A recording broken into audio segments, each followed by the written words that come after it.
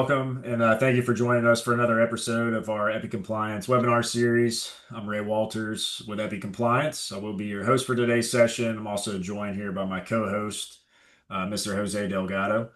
For those that may be tuning in with us for the first time, Jose has 20 plus years of experience in healthcare consulting, currently runs a mental telehealth clinic, and he doesn't have a law degree, but he likes to dive in that and into those things pretty deeply. So We we'll do call it it a all the time hobby. with the consulting firm, so it just makes sense that, I get to play in that playground a little bit.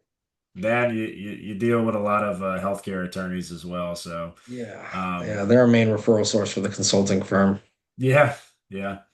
And just some quick housekeeping. Again, for those that might be tuning in for the first time, we've been doing these webinars since October 2023. I have a ton of content on our YouTube channel. We just got on our recently just got on Spotify and Apple Podcasts. We're still working on uploading and getting caught up on that, but I did attach our YouTube channel over. If you have somebody that maybe was planning on attending this today and could not make it, these videos will go up on our YouTube channel generally first before anything. So just threw that over here in the chat. Please feel free to like and subscribe. Like I said, just be on the lookout for updates there. But yeah, this DaVita healthcare So, ransomware attack, right? yeah, so this is a situation where I want to highlight not just the attack, but the way that they reacted was honestly one of the best I've seen in the industry thus far. So it's kind of interesting. Now, I knew that DaVita was large. I did not know that it's technically a Fortune 500 firm. Wow. Did you know that, Ray? It's a Fortune No, 500 well, firm. It's on the New York Stock Exchange. They've interesting. got 2,600 treatment centers in the US, 500 some odd in 13 other countries, and they served 200,000 patients just in the US alone last year. They're The quite company large. reported revenues of 12.82 billion last year.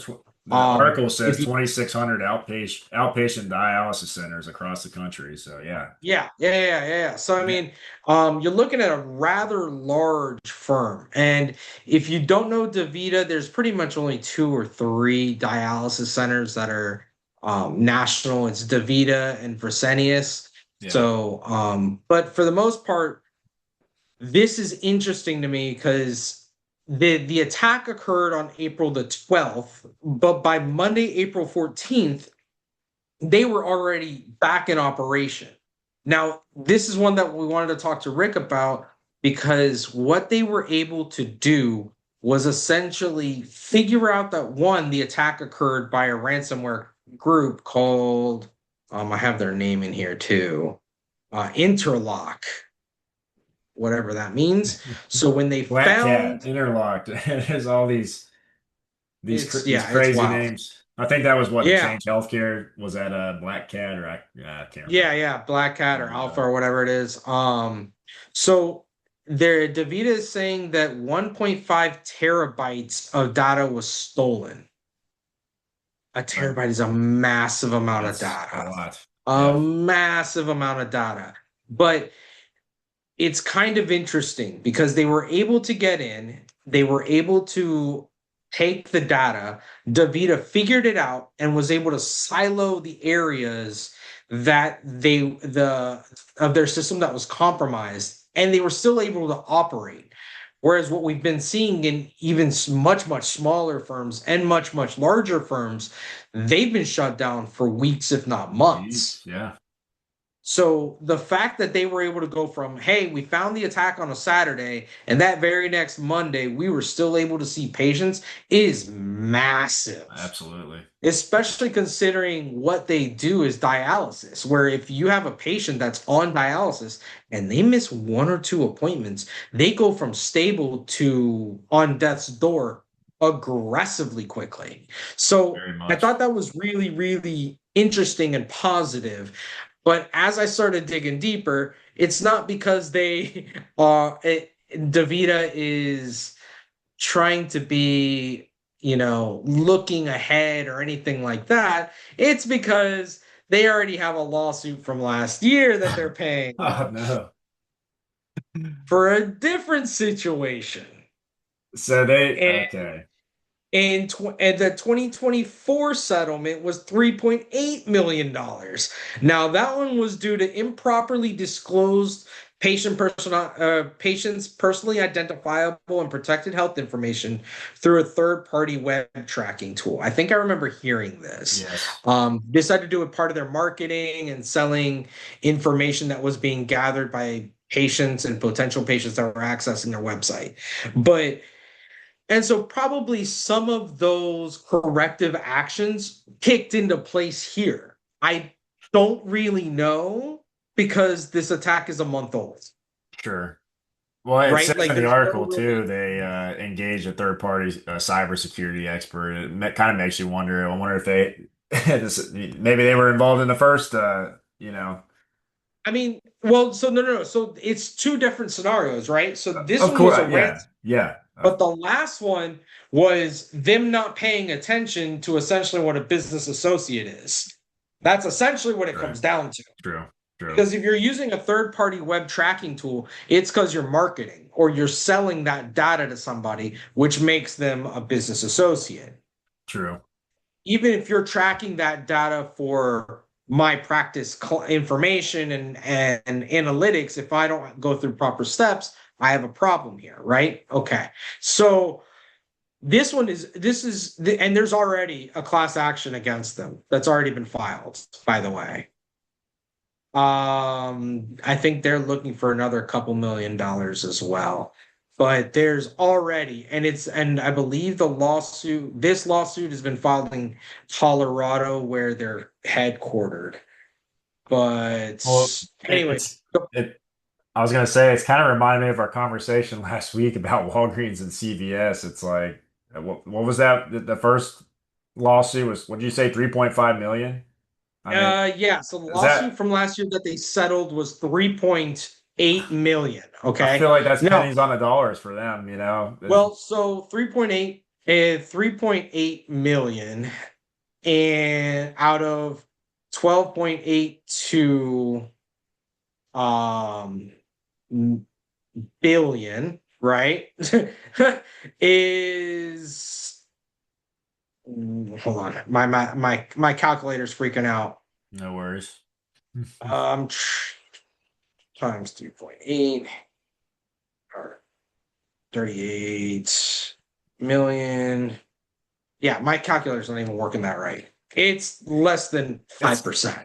yeah, it's not it's It's less than 5%. It's a pennies on a stupid, dollar. that literally is pennies on the dollar for a company like this.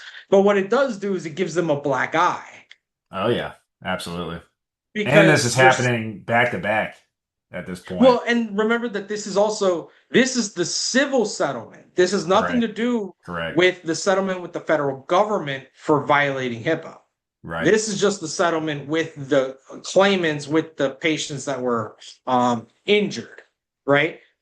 Yep. And I put it in quotations not to be a jerk or anything, but because you really don't know the ramifications of this until Till something it negative plays out, happens. of course. Till it plays out.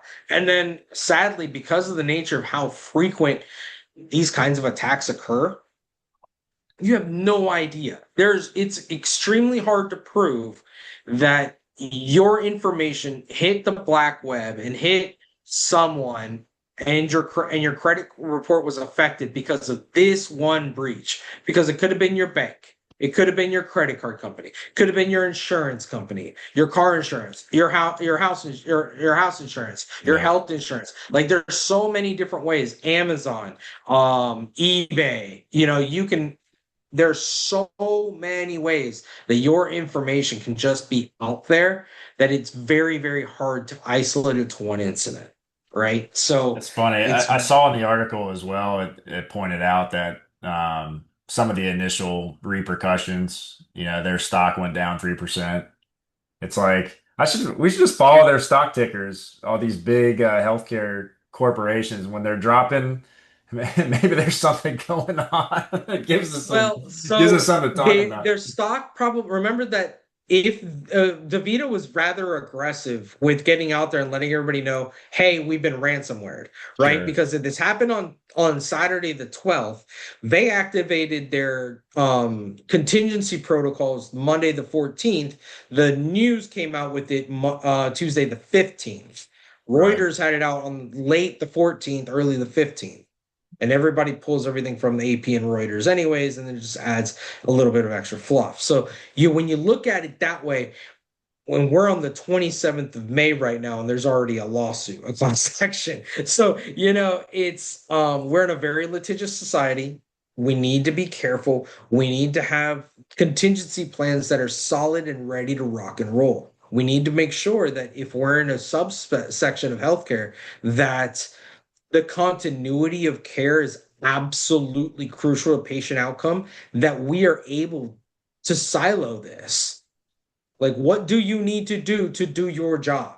Not Sure. to get paid for doing your job, but just to do your job, No, I right? agree. Because those tend to be two separate scenarios. As far as the federal government's concerned, they don't give one fuck about whether you get reimbursed for your services. They care, were you able to see those patients? Were you able to continue care of the patients, right?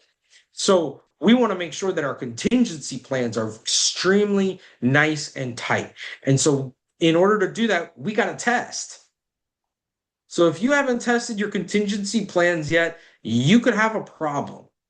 What do you do if there's no internet? What do you do if your EHR is down? What do you do if your billing software is down? All of these different processes, you've got to figure out a way to rock and roll with them. Even something as simple, and this is going to be this one, I imagine most people don't think about.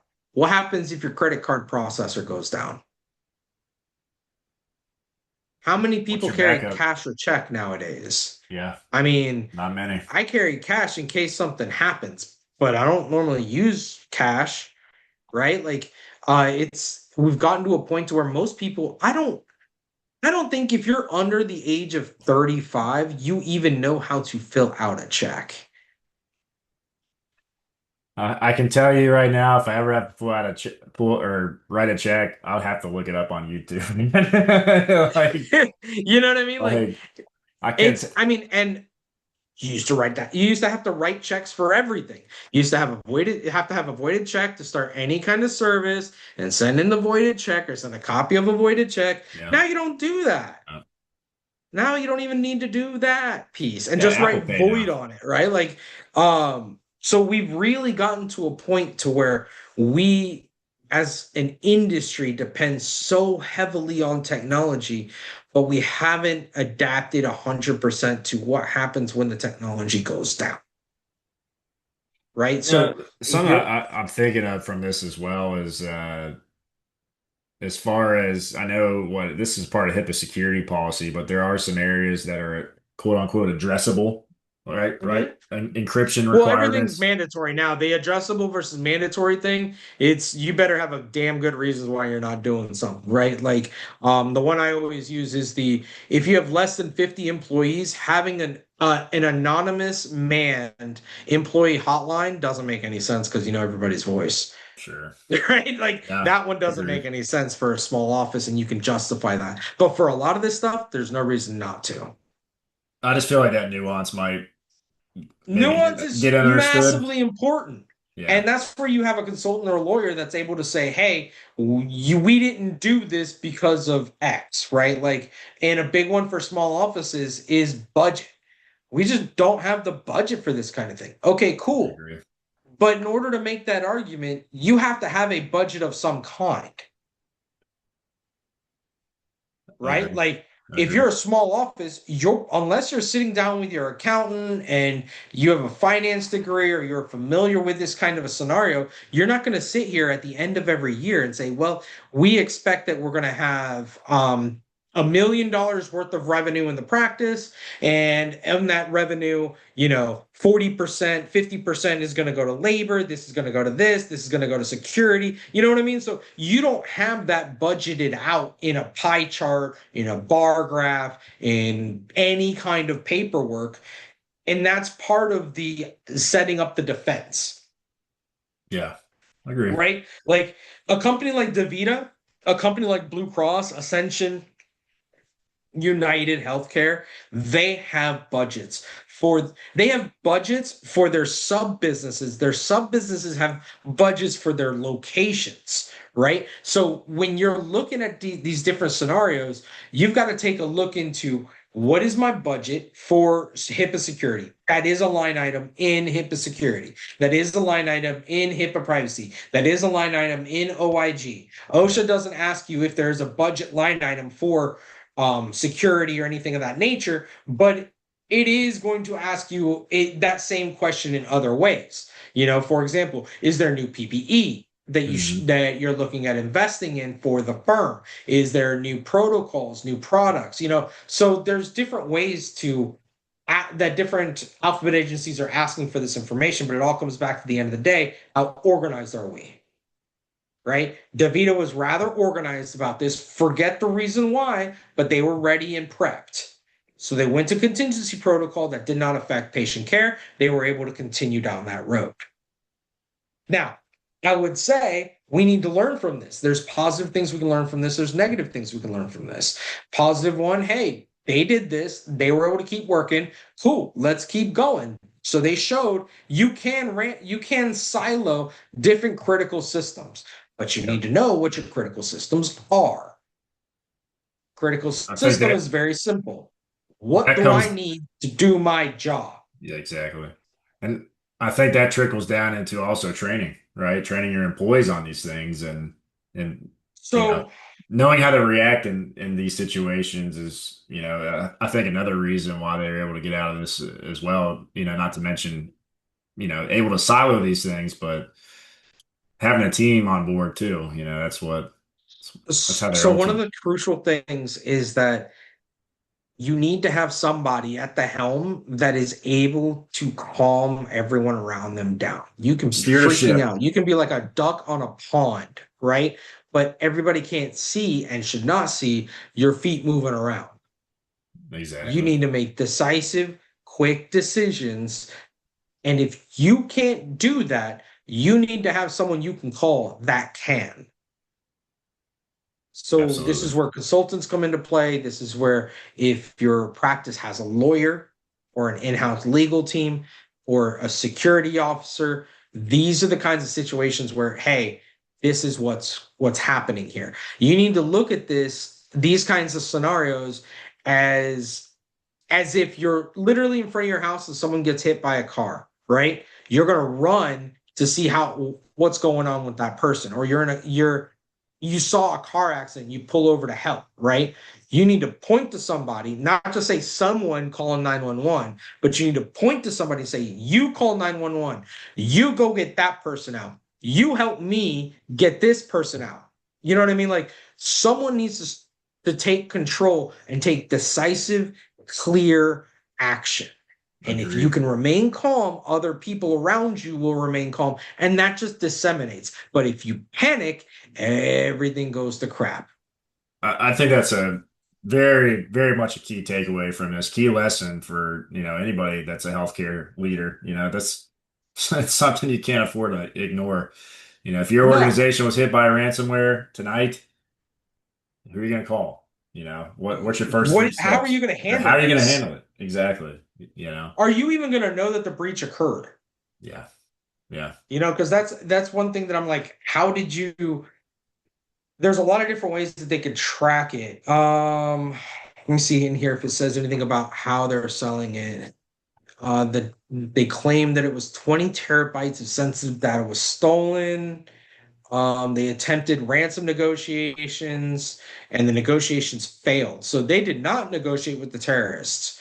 I'm a very big fan of don't negotiate with the terrorists. There's a lot of different reasons for that. It's even in one of my parenting rules, but it's you don't negotiate with the terrorists because then they will They're come gonna. back and they will ask for more Yep. I was gonna say. every single time because now you've proven they can do it. It Yep. becomes a business model. Yep. The remainder, they say the listing offers 1.5 terabytes of stolen data for download spread across 683,000 files in 75, almost 76,000 folders. Remainder of the data hasn't been leaked as the group is holding out for a sale.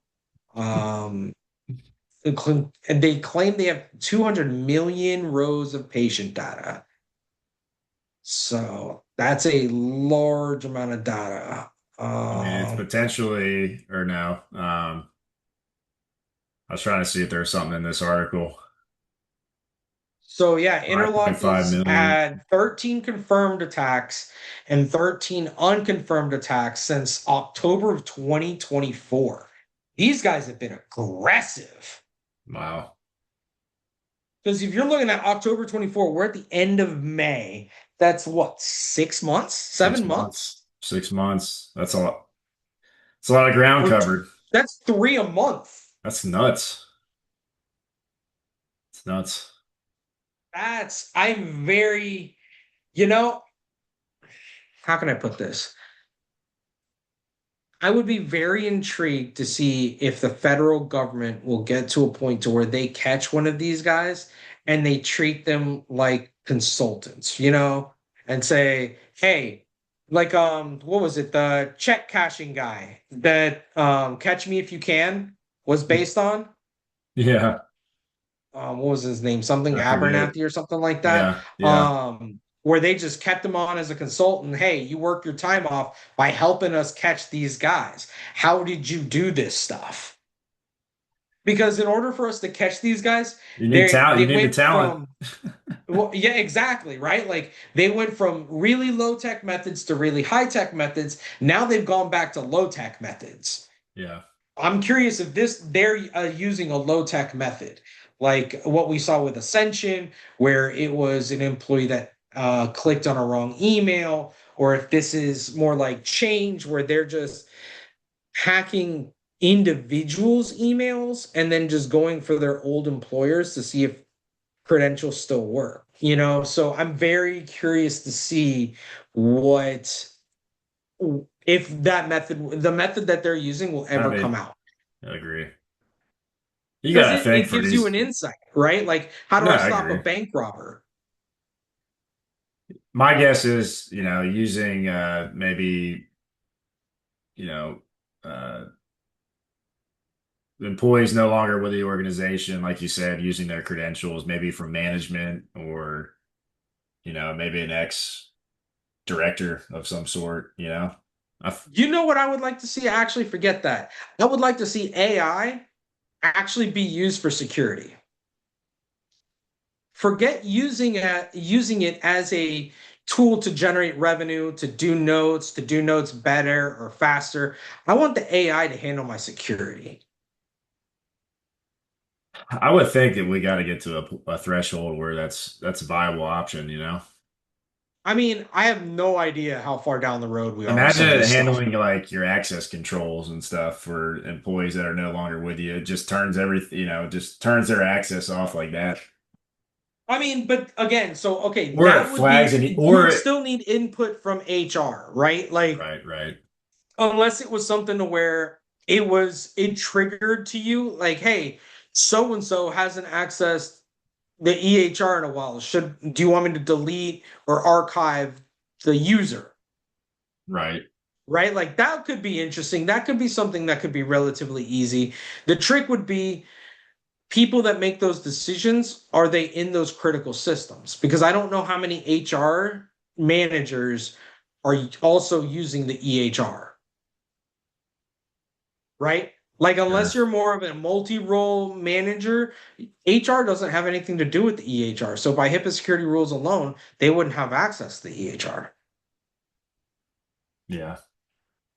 So, it becomes I, a very tricky scenario, right? Like, because if someone were to tell me, oh, well, I have an HR person, They handle the credentials for the EHR. Well, why wouldn't IT handle that? If you're big enough to have an HR department, why wouldn't you have an IT department Sure. or their on-site supervisor? You know what I mean? Like, so there's a lot of different ways that you can break these roles down to see what's the best way to do it. Every practice is going to be different. Every single practice is going to be different. Even the same specialty, same town, same clients, does not matter. Every practice runs a little bit differently. But this one I am happy to see that they were able to silo it though. So it shows me that there was some thought process there. Um, we may be able to find out more based on what systems were the ones that were hacked.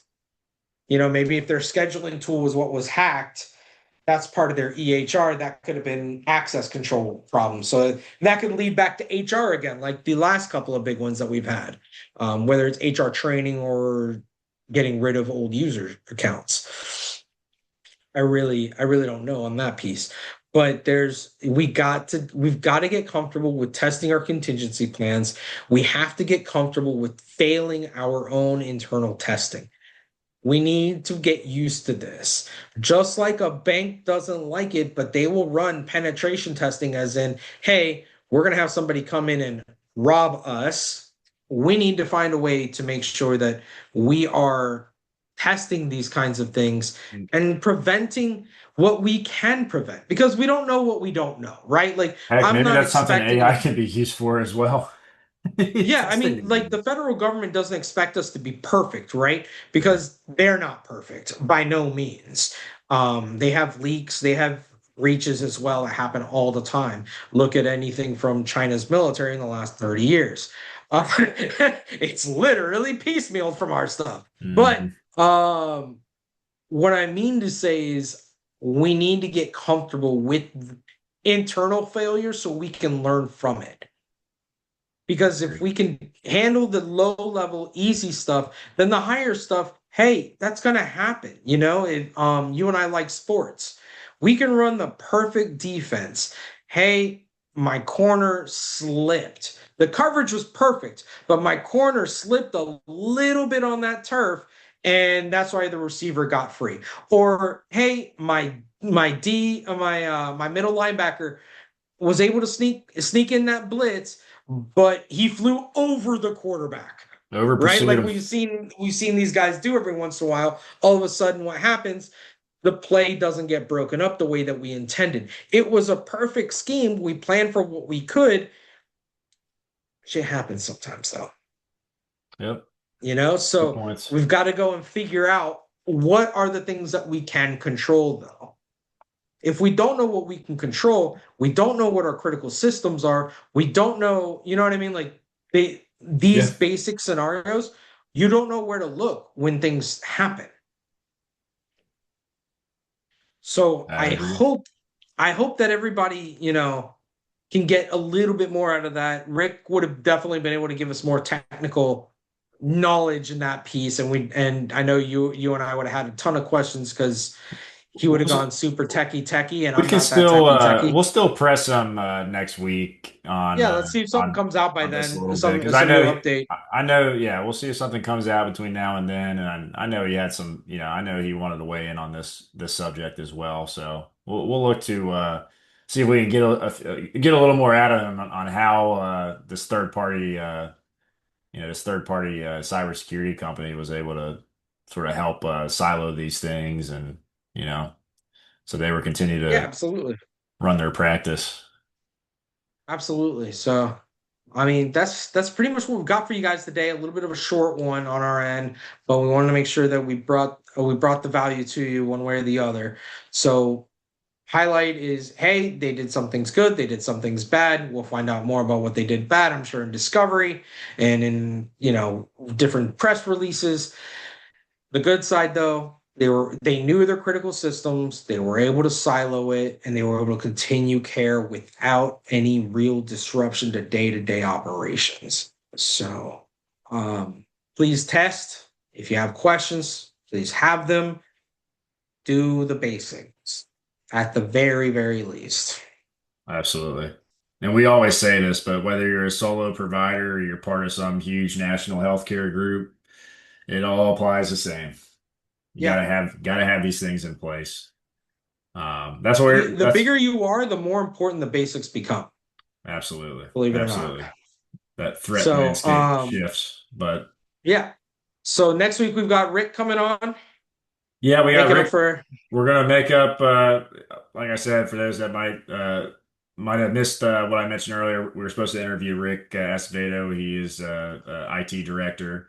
Um, he was going to weigh on the situation a little more in depth. Obviously, he wasn't able to join us. He had something come up with a client, so we are pushing back next week. We're going to talk about a few more different scenarios that he brought up that recently occurred with Blue Cross Blue Shield and Yale Health Systems. But we'll also press him on the DaVita. See, I know, like I said, I know he's got some things that he wanted to talk on this, so we'll get his sort of final outlook on it. And like you Yep. said, maybe something will pop up here in between that we can press him on. But other than that, that's what we have next week. I know you're going to be out of town the following week, correct? The following week. Yep. But you'll have Dr. And then Delgado. I'll have Dr. Delgado. I have spoken to him. We haven't defined a topic yet. Um, but I'm sure we'll come up with something here soon that'll be of value for everybody. But if anybody has any topics that you'd like us to discuss, please feel free to throw them in the chat, or please feel free to reach out to Jose or myself. Always happy to discuss, so long as it's compliance related. Um, if it has to do with it, football or anything, yeah, we can have a separate side conversation about that. But nah, good stuff, Jose. I appreciate your time as always, and I appreciate everybody joining in. And just be on the lookout for, like I said, the recording will go up on our YouTube channel more than likely by tomorrow afternoon. Everybody will start receiving a email to register for next week's event with Rick. Like I said, if anybody has any questions, please don't hesitate to reach out to Jose or myself in the meantime. Perfect. Thanks, guys. Thank you, Jose. And thank Have you, a good one. everyone. We'll see you next week. Take care.